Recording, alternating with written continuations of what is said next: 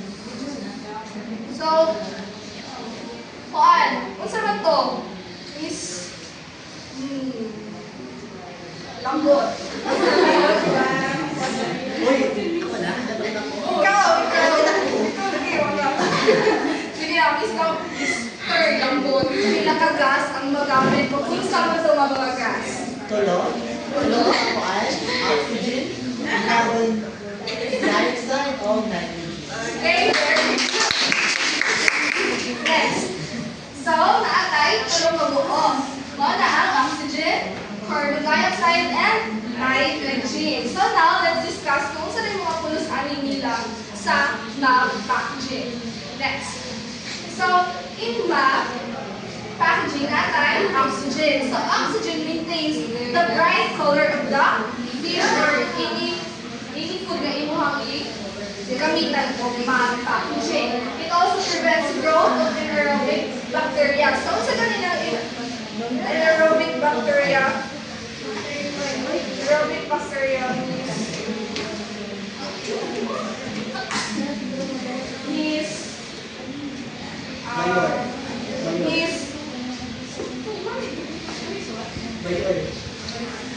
Miss Mary and Julie.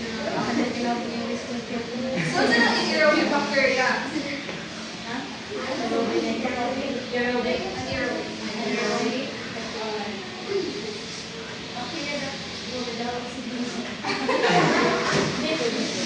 Very good, Miss Mary. So, takto siya. Aerobic is mga ng diliganahan ko. Ang bacteria na diliganahan pag na-ay oxygen. And it also supports respiration in fish product para dili siya malayo o color. So, ang oxygen para sa appearance sa isda para muna gapon siyang fresh and awol. Okay. So, sa mga hitabo, if too much oxygen na yung mabutang sa packaging.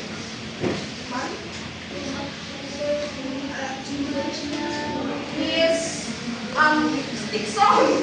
Stickson.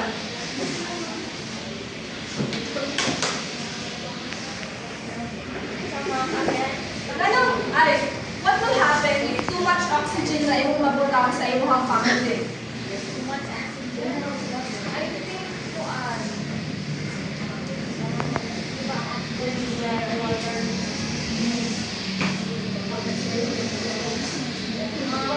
I have no idea. Okay. How about you, Mr. Biaco?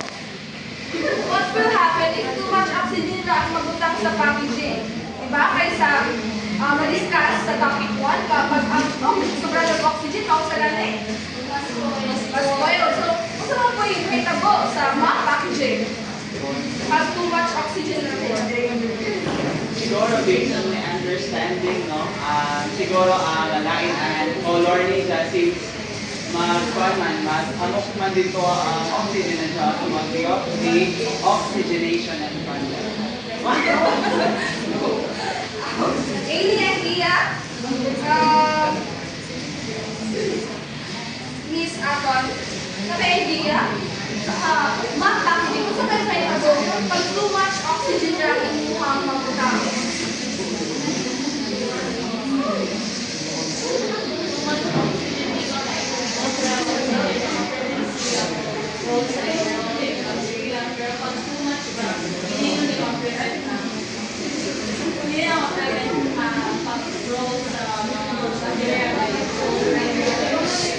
Okay, thank you so much, Mr.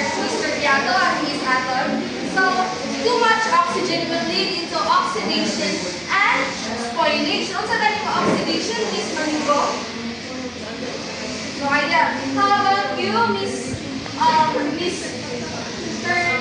Pang-Aw? Sa tayo oxidation? Solution or the oxygen is Oxidation. oxidation. What is oxidation? Okay. Thank you so much, Mr. Lois. No.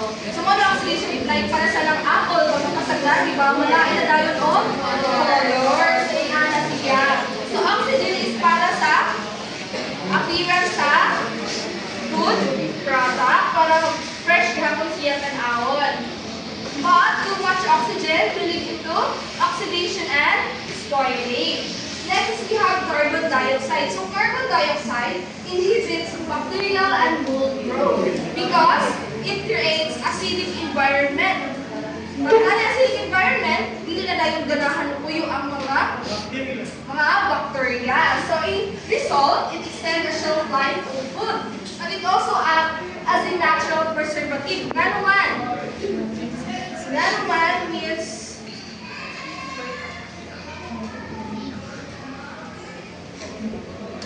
Mr. Gyo? Ano bang ang carbon dioxide act man as a natural preservative? Mostly, ang ginawa sa tao is carbon dioxide. Diba, carbon dioxide. So, from the word natural preservative sa hindi siya basta-basta isa sa kaon. Mostly sa Pilipinas sa pagkaon, ang istorya din na is siya, ang carbon dioxide helps nga ang bacteria dili magkasulod maglikay ang malikay ang pagkaon sa mundo at pagkaon ng mundo. Okay, thank you so much, Mr. Yo. Please give me a hand. Okay, so carbon dioxide acts as a natural preservative because again, pahinayon niya ang pag-grow sa bacteria. So, dugay siya ma-spoil. Okay, and carbon dioxide siya ang pinaka-importante nga gas na gamiton sa packaging. So, kung wala si carbon dioxide, useless na lang duha ka gas.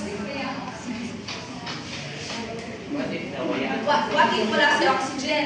So, si oxygen magandang iharang pollution is para mas fresh tanaw ng isda. However, kung wala dapat si oxygen, okay na siya, pero ang color sa isda, maluspan na siya. Pero di siya mas-spoil. Okay, so next we have the nitrogen. So nitrogen is inactive gas. So when you say inactive gas, maunang dili siya makaapekto sa isda, quality sa isda, ang sa appearance sa isda, sa lasa sa isda. Wala ka dyan dili makatabang or si nitrogen. However, na si Jai lain nga role, which is si Jai ang mag-hold sa overall packaging para dili mga lupi or dili ma-collapse ang packaging. Just like sa mga chips or nakabantay mo sa kanang mga chichirya bitaw, kanong burot. Ang gamit nila ana is nitrogen, dili oxygen. Because again, oxygen, too much oxygen will lead into oxidation and spoilage. Okay. So, siya ang mag-intact dyan sa whole packaging para safe siya during transportation and also storage. So now, kabalo na mo kung sa answer sa matching type? Yes. So, unsa man? Unsa man Miss Abreu? Sa yung answer? Sa oxygen, ma'am, isang color. Then ang carbon dioxide is slow the bacteria, and the nitrogen is feeder. So, sakto ba yung answer? Sakto dili? Sorry, check. Okay. So, now, kabalo na mo. So, in simple summary, sa ato ang gas. Simple summary, ang oxygen for appearance, ang nitrogen para sa filler gas. Tidya ang mag-hold sa packaging, and ang carbon dioxide bacteria. So,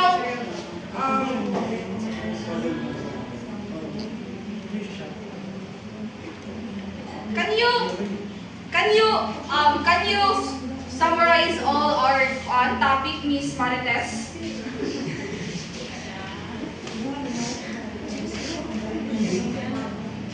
So, our topic is all about MAP, which is the modified atmosphere packaging. So, ang MAP, nagnaa siya'y tulo ka kuan, which is gases, which is oxygen, carbon dioxide, and nitrogen. So, ang oxygen is mag-help sa color sa product or sa isda.